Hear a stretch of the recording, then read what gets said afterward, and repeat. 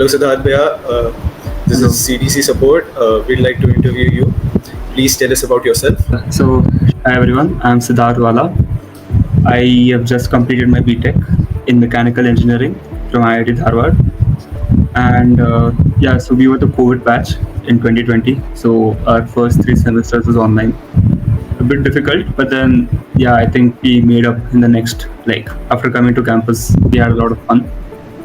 Yeah, my initial plan was actually that after my first year, I would plan change to CS.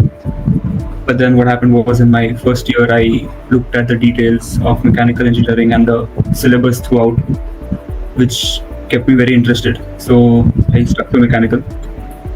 And I'm very glad I chose this decision because I'm still very interested in mechanical and passionate about it. And it's one of the reasons I'm going for higher studies in aerospace engineering. I got my master's admit in Purdue University, and it is one of the best in the world for aerospace. So I'm really excited about my journey to go there. What made you decide to pursue higher studies after completing your undergraduation degree and not going for any job or anything else? So I think three reasons. One is that so my BTech was in mechanical, and in my third, fourth years, I realized that I would like to go into aerospace. So one is I didn't have any in-depth technical background in aerospace, so higher studies is the best option. And second is mechanical in general. I think in most places, even in India, like the jobs is it's very hard to find well-paying jobs. And aerospace, especially because the domain is that any work we do involves human life, aircraft and rockets and all that. So they always prefer students who have a master's background and a lot of expertise. So that was the main reason for doing masters. So, what factors did you consider when choosing your university or your program for higher studies?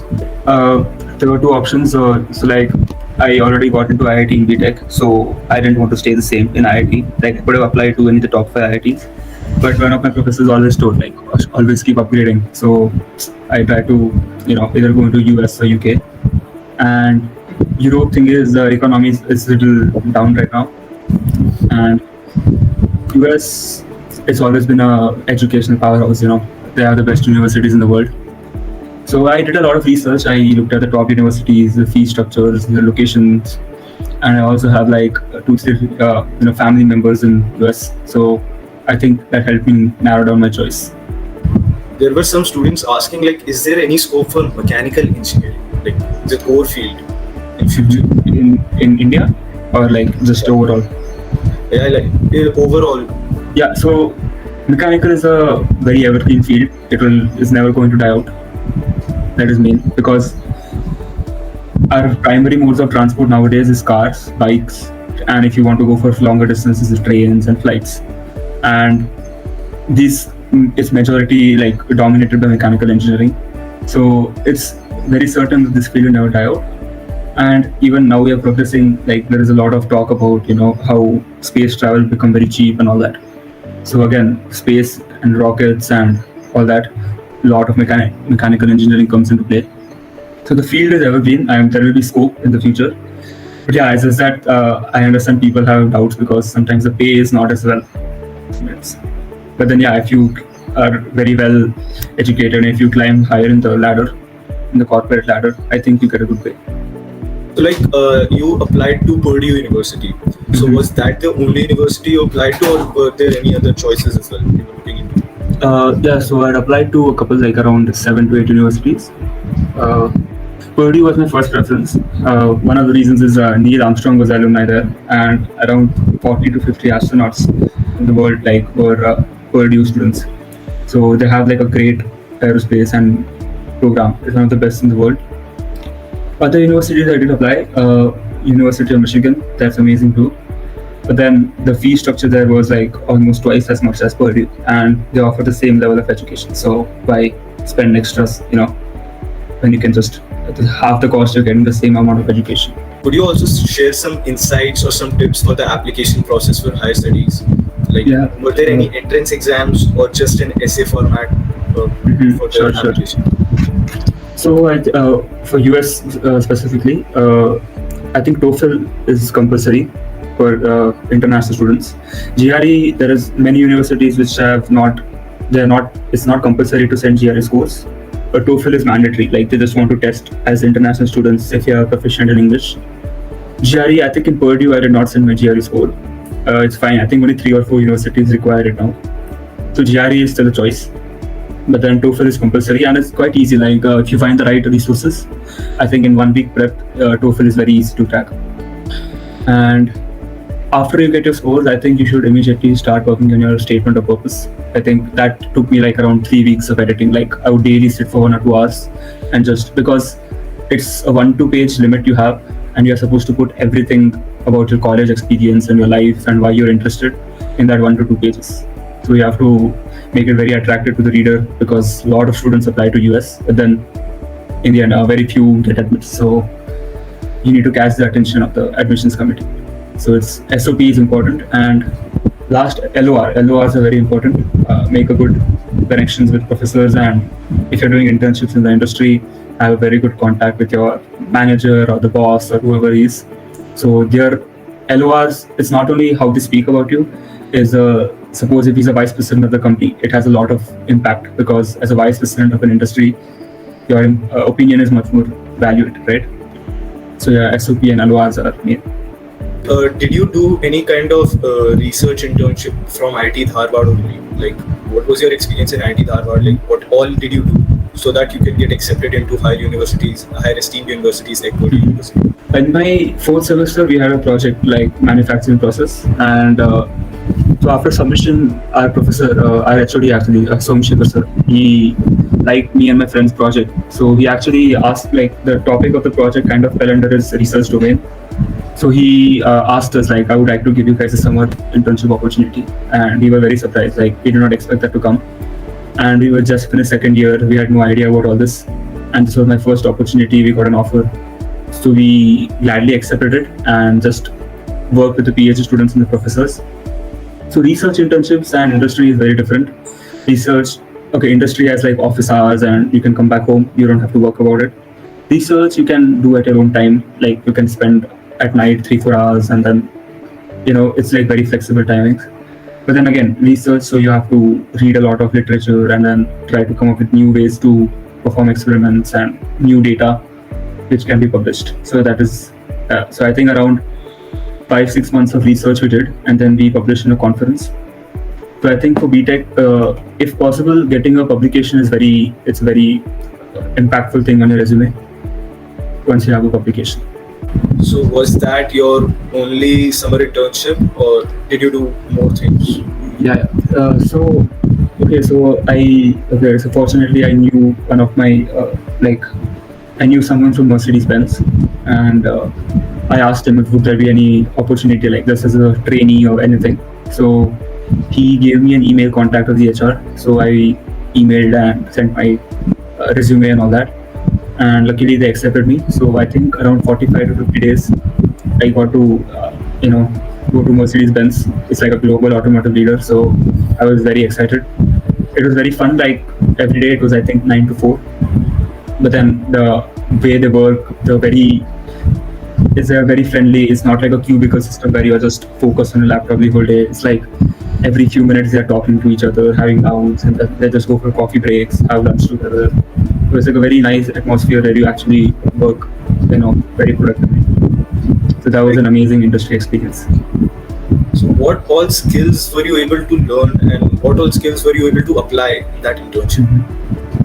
Okay, so mainly it was after my 2nd year again. So I was given a manager, like one senior member over there. So they have this, so they have a product which works with, you can test if the car is functioning properly or not. So you connect it to the car, and then the device digitally shows you what all connections are malfunctioning or how to correct them. So like in the end, the skills mainly is you have to be very observant. One is that. Technical skills, I think one is, I was with the department, they had a lot of lab. They had a lab which had so if you have a car, so the headlight circuit, right? They had a lab with just the headlight circuit and one electrical circuit. So you can test each part of the car independently. So I got to observe a lot of that. And mainly I was a trainee, so I had to like study. I had to read a lot of their documents, their documentations. So I read a lot about their each part of the car, like fuel systems and brakes and engines, and I made PPTs on them, and I presented them to my team. So I think that was the main things I did. I'd like to ask now. Okay, you mentioned SOP. Mm-hmm.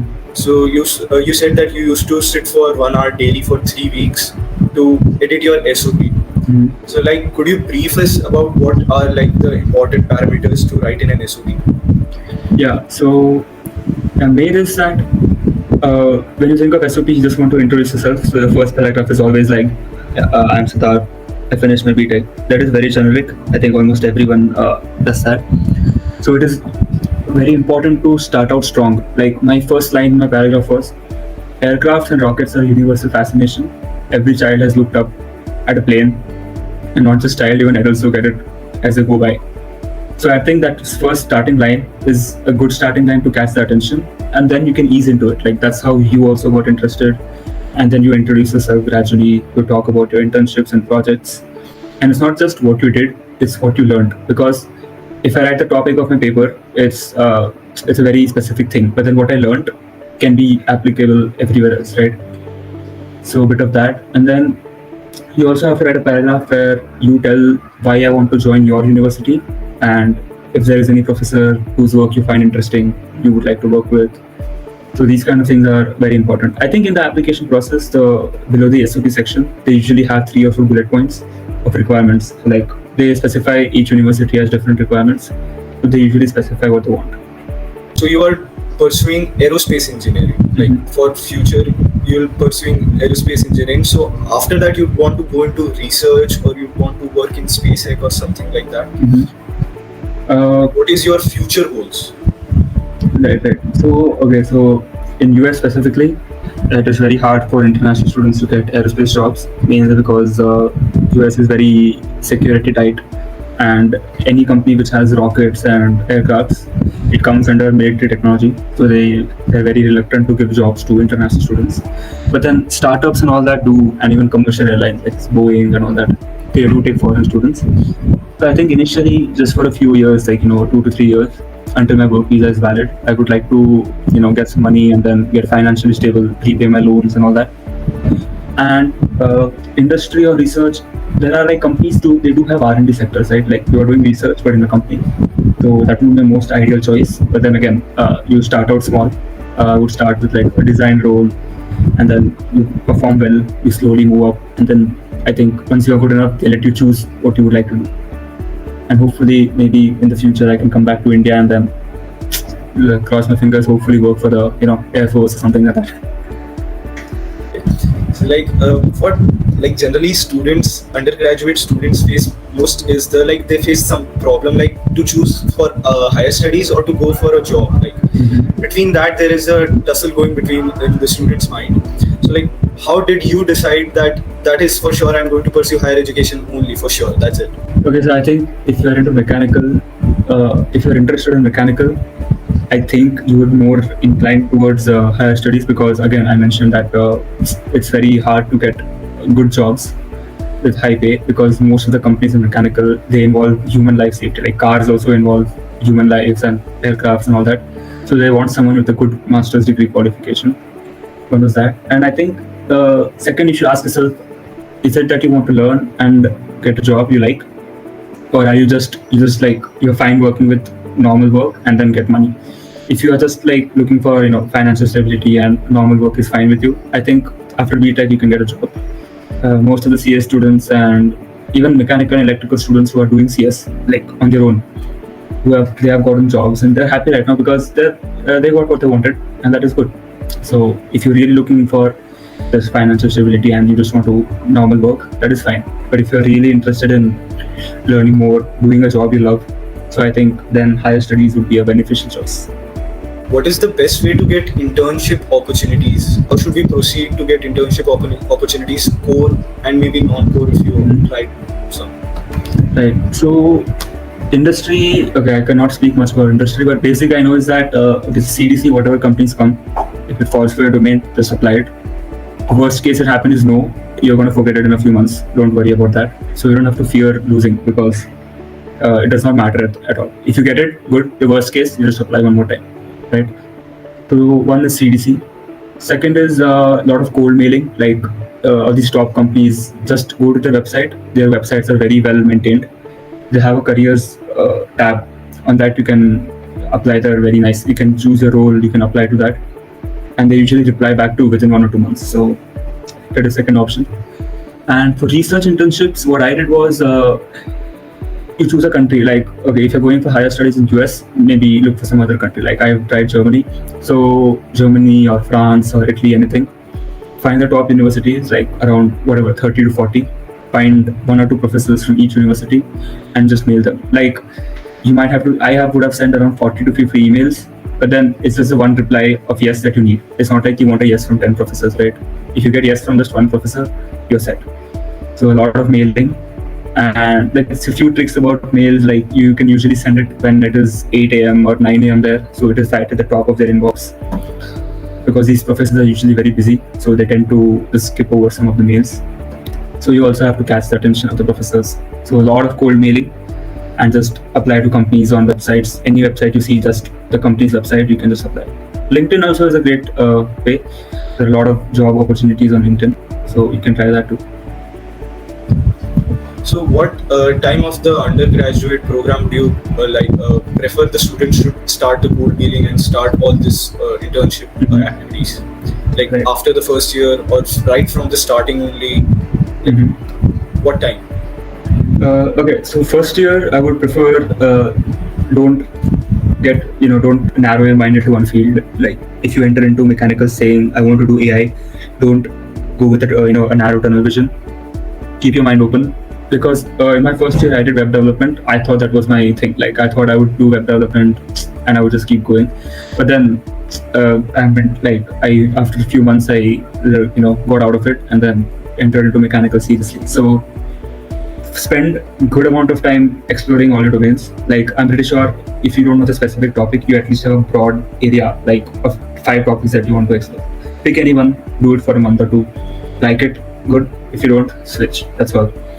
And yeah, I think since our university is still new, we have a good student to professor ratio. So after second year, the summer you have, it is a good opportunity to work with the professors in our institute. It's a very good starting point. You understand how internships work, how you're supposed to work with, how the responsibilities are. Once you get that, third year, I think CDC offers a lot of opportunities, right? Third year internships. And if you get a good internship, you can work well there, you get a PPO, and then after fourth year, you're set. So after second year, in the summer, you can try for a professor in your institute. Maybe after that, try for outside institute, because the diversity actually matters. You will speak to people from a lot of different backgrounds, and just talking to people, you can learn a lot. You said that you got a summer internship offer from the professor itself in our college. Yeah. So what should be a student who does not get any offer from the professor? He has to approach the professor. What should be his approach, or what should be his procedure through which he can approach the professor? Right. So one is first find out what you like. Let's say, I will just give you my example. I was into materials initially, and then if you like one professor's profile, if he's doing a lot of research on materials, go talk to him, or you can even mail him. Like your mail should be like, I have started getting interest in this domain. Try to read some of the recent work of the professor, so that he knows that you're actually interested. If you just mail 10 professors saying, I like materials, can you give me an internship? It's not going to work. It's like the professor should know, yes, that he has done research, he has read my papers. So if you read the professor's work, if you actually like it, you can tell him that I really like your work, I like this topic, how you did this. And then tell him, would there be any project under you, a small 2-3 month internship where I can just explore my interests? So if you do that with a good interest and a good mail, and then you talk nicely, I think the professors in the institute are very friendly. Most of them will always say yes, unless they don't have any positions left. So throughout your journey, what were the best resources you found, you collected, that you used to pursue higher education, or resources to pursue in the your field of knowledge? Resources in the sense for some books you might referred, some research papers you went through. Right. Okay. So textbooks, I think that is every course dependent. So there is no particular thing you can work with. But then I think if you, whatever the professor's notes are, I think if you pay very well attention, I think it should be enough to get a good grade. But if you want to really get, a 10 or an AP or whatever, I think you will have to look at the textbooks and every small corners of the topics. And then research-wise, I think it depends on your research again. Like if you're doing electrical, IEEE has a lot of electrical domain papers. For mechanical, there are a lot of journals like International Journal of Fluids or AIAA, and then so it depends on your field and who you're working with. So the PhD students normally, if you're new in the group, they usually give you a set of 10 to 15 papers that to read before you start working. So once you read those 10 papers, you get an idea like, yes, I want to find more papers in same topic. So you can start searching like that on Google Scholar has a lot of open stuff.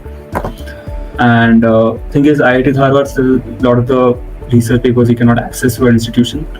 But then, yeah, I think that is fine. I think if you're working with some external university, their VPN or something, they always have resources, so you can always access. Major question is like, does CGPA matter? Does the CPI matter for higher universities? Do they look at only the CPI, or they want the holistic approach of a student? They want the holistic development. What are the criteria they generally look for in a student? Right. Yes, a lot of people have questions about this. Obviously, it is just best to have a higher CGPA without a doubt, because in jobs, I think the companies have a rule that if you have minimum 7, you can sit for the placements. That is not a problem. But universities, it's better if you have 8 or 8.5 above. But then there is no rule like that. Like say someone has a 9.6 CGPA, but then he has only done coursework and maybe just one project or something. And then there is a student who has done 8, who has an 8 CGPA or even 7.8 for that matter. But then he has done 2-3 projects and like significant amount of work. Like he has a publication or he has a conference or a small something like that. So coursework in the end is just theory work. You in the end have to apply it. But the projects and internships actually show that yes, he's able to work, and a publication is a very good proof that you are able to result into something. So it's a good mix of both. So if you have an 8 CGPA, make sure you have a good extracurriculars, like not just academics. Try to get involved. Luckily, our institute has very few people, so you can get involved in a lot of things, sports, culture like dance and music and everything. So that is important too. Many people have great academic profiles, but then there are very few who also have extracurriculars, like sports or community service and all those small things. So even that matters a lot. Like where you were the basketball club secretary, right? Mm-hmm. So did you mention that in your SOP, and did that put an impact? Right. Surely, because some universities, they don't ask us for a statement of purpose, they ask a personal statement, which is, okay, SOP is mostly about academic stuff. So my last paragraph would also say that as a basketball setup secretary, I learned the importance of leadership and management, how to get things done on time. It's a big role. And personal statement, the question is usually name one incident in your life which improved your leadership skills or management skills or any personal hurdle you faced, which will be non-academic. So I think in almost all the universities I applied, my personal statement had basketball club secretary. And as a secretary, our institute, we know that it is still small, so there are a few people. But then in the big institutes, as a secretary, there are a lot of things you're supposed to take care of. And yeah, like just small leadership, you should talk to like the higher ups, the sports officers and all that. So what needs to be done. And there are some small tournaments to just, timings and referees and all the small things. So the leadership, time management, how to get work done by people, how to bring a good communication with all your team members, which is very important. So I think that had a great impact on my resume. So at the end, I would like to ask that, is there any advice you'd like to give us for pursuing higher education? Okay, so I think if you do well in college, one is, I think don't just stick to academics. Get a good social life, like enjoy with your friends, because once you enjoy with your friends, you are in that happy state of mind that you feel like working sometimes. But then if you're always working throughout the day, you're always very annoyed and you can get cranky and stuff like that at times. So that friends, if you have a good friend group, I luckily had very great friends, so we would go out, have fun at night. All that is very important to keep you like mentally stable, and it's good to be socially engaged. And try to stick to a hobby. Like personally, I played sports and I also read books. So at least one hobby is always good. It can be anything. You can be into art or instrument or anything, because it, in terms of like when you're stressed or anything happens, you always have a safe space where you can just go and be creative. Music instruments really get you creative. You can relax. So all that, we think it's not that big. It's not that important. But then I know a lot of my friends who are my school friends. Most of them have lost their hobbies and what they were interested at. I luckily have kept up with 2-3 of my hobbies, and I'm very glad. I'm sure that has greatly helped me a lot. What was the impact of IIT Dharwad? Being a third gen IT, what was its impact on your career? I think initially, okay, third gen seems, yeah, like all of us, since we are in the same college, we would know that the first gen has much more impact. And since the institute is fairly very new, so it has still not established the industry connections. We don't have as many companies that come. But as a IIT, even though it's third gen, I'm sure in the few years it would have a great name. A lot of connections will be built.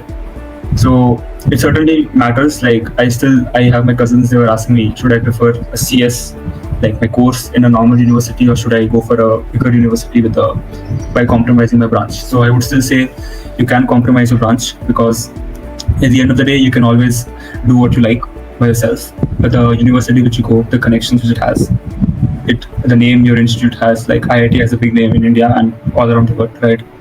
So it certainly makes an impact.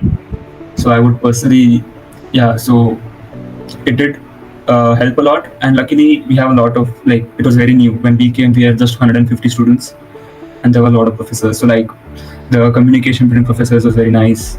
Almost each student got a one-to-one connection with professor, and then you had a lot of opportunities in sports, because there were very few people. You could almost try out everything and explore, and then you can decide what you like.